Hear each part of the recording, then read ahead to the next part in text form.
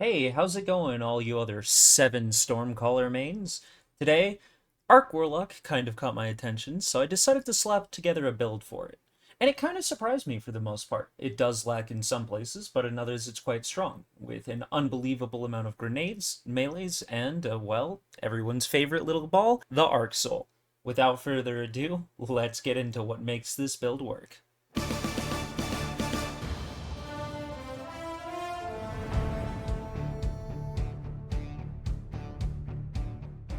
And now the glue that sticks all of this together, the Fallen Sunstar. Genuinely one of the better Arc exotics that I've read across every single class. The improved Ionic Trace is what allows us to spam our grenades, melees, and rifts pretty much infinitely. So without this, it might be more difficult building. However, if you do have a Fallen Sunstar, I recommend putting this on.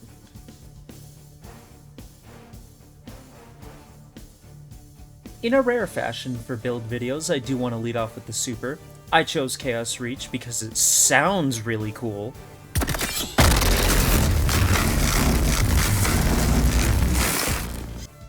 Although Chaos Reach sounds cool, it does feel like you do hit enemies with a Wet Pool Noodle. I know I am hitting an immune Septix here. I am a very talented Destiny 2 gamer. But the Orange Bar servitor beforehand, even in the Guardian Games competitive playlist, still took a few seconds to die, which for a super feels a little rough. And to no Warlock gamer's surprise, we're going to be running Healing Rift, mainly on Stormcaller because this class has no survivability. And for the jump, we're going to be talking about Burst Glide, because that's my favorite, but here's pretty flexible, use whatever you want. Next up for the melee, we're going to be using Chain Lightning, just because it's a little bit easier to use. It's point blank, which is generally our playstyle. That, and it does support a lower cooldown. Finally, we do have Pulse Grenade for our abilities. Pulse Grenade did recently receive a 20% buff in Lightfall, and man, those damage numbers show. Next, we're going to be talking about our aspects. The first aspect is going to be Electrostatic Mind. Electrostatic Mind states that whenever we defeat an enemy with an ability, we're going to generate an Ionic Trace. Ionic Traces not only make us amplified, but grant us ability energy, which is enhanced when we talk about Fallen Sunstar. So this is part of where the ability loop comes into play. Electrostatic Mind will also proc off of our next aspect, the Arc Soul. Moving on to Arc Soul, every time we cast our Rift, what happens is we create a little ball of Arc Energy, everybody's favorite friend, the Arc Soul. Now, the unique thing about the Arc Soul is that whenever it gets a kill, say on a red bar enemy you didn't happen to see, the Arc Soul's damage will actually create an Ionic Trace.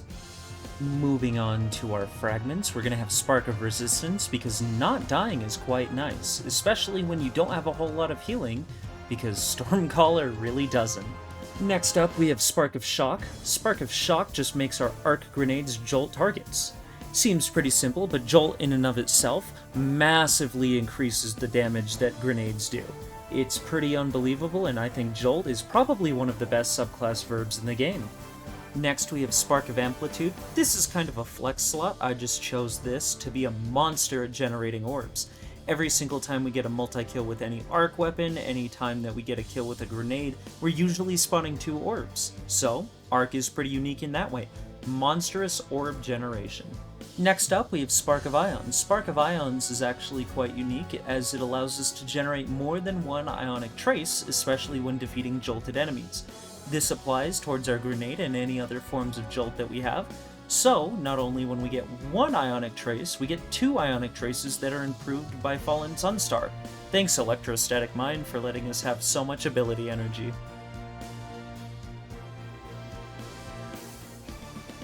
And for weapons, really what I find is the most important is the secondary. As long as it's arc, you'll be doing pretty good.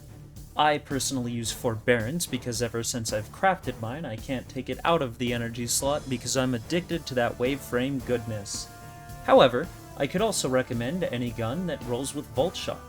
This is including, but not limited to, the Wizened Rebuke, the Prodigal Return, Brigand's Law, the Ikelos SMG, Iterative Loop, Posterity, the Sail Spy Pitch Glass, the Philotactic Spiral, the Tarnished Metal, and the path of least resistance, so you are quite literally oozing with options. Also, when it comes to weapons, one thing worth mentioning is that I do find it is most important in your kinetic and heavy slot to have something equipped that is most appropriate for any activity that you are doing. Got a lot of champions, run a Riptide. Need a rocket launcher for boss damage, probably a Hothead, Bump in the Night, or Blowout. Overall, those are pretty flexible slots.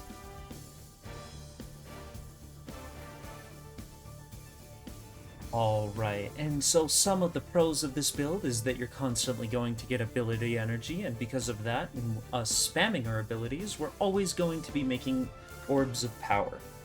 It's also worth a mention that while we are creating more orbs via Spark of Feedback, I include almost every single mod that can create an additional orb of power. Things like Harmonic Siphon, things like generate an orb of power on grenade kill, and things like generate an orb of power on melee kills. The constant orb of power generation also feeds into our super and our armor charge. Speaking of which, I usually just use an Arc Surge mod, or if I do need a specific damage type, say I'm using a Bump in the Night, I'll switch over to that.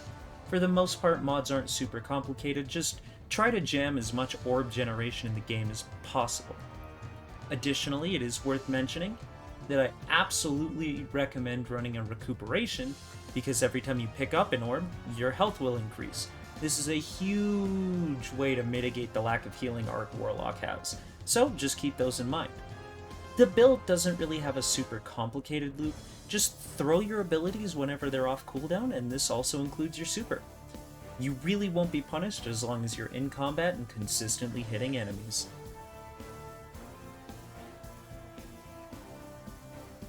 Alright, and now I do want to take a little bit of time to talk about some of the cons of the build. One I've noticed is survivability. You are what we call a glass cannon. While you can deal oodles of damage, jolt tons of targets, there's really not a lot of healing, and recuperation does go a long way. Healing Rift goes a long way as long as you don't play like an absolute buffoon. However, that's not why we're here. We're all here for some of that Stormcaller goodness. Regardless, while you can dish out damage, just be aware you're not going to have as consistent healing as you would with Devour on Void, or all of the billions of ways to heal yourself while playing a Solar subclass. Speaking of Solar, this brings the elephant in the room. There's a certain super in the game called Well of Radiance.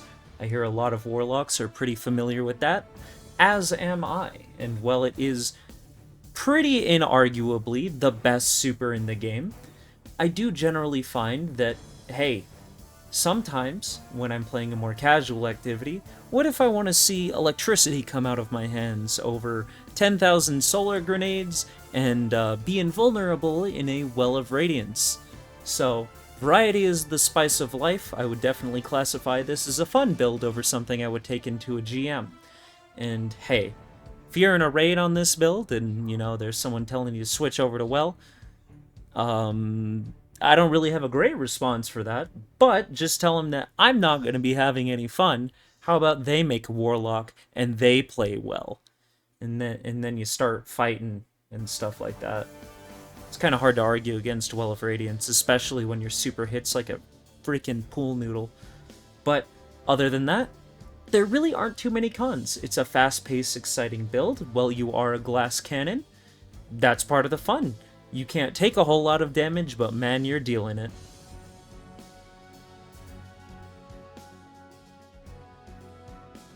All in all, I do think that Stormcaller has a lot of potential to be fun. It's not the first thing I would take into, say, a Master Lost Sector or a Legend Lost Sector, big boy dungeons or raids and stuff like that. Obviously, there right now are better replacements. However, with a coming buff to at least Chaos Reach, that's something that excites me for next season. Well, there are its strengths and weaknesses, and constantly throwing your grenade and going in as hard as you can as Warlock is something that I do find pretty fun, and hey, in a casual setting, it works pretty darn well, and it's a ton of fun. It's not the first thing I would take into raids, but I am definitely having fun with Arc Warlock, and that's what keeps me playing Destiny, is the spice of life and the variety in every single class, subclass, you name it. If you're bored, make a new build, and that's what this is today. Oh, wow. Hey, didn't see you there. You made it to the end. Thank you so much for watching. I had a lot of fun making and editing this video. And really, I'm not like a full-time, oh, hey, YouTuber here. This is just more of a fun thing I do. I play a lot of Destiny, so I figure, hey, why not share some of my knowledge with other people? And for me, that's a lot of fun. Either way, thanks for stopping by. Feel free to like and subscribe, and thank you guys for the extremely positive reception on the Arc Hunter build video. That was actually really cool to see, especially as a huge nobody. Either way, thanks for watching, and I hope you start playing Stormcaller. Have a wonderful rest of your day.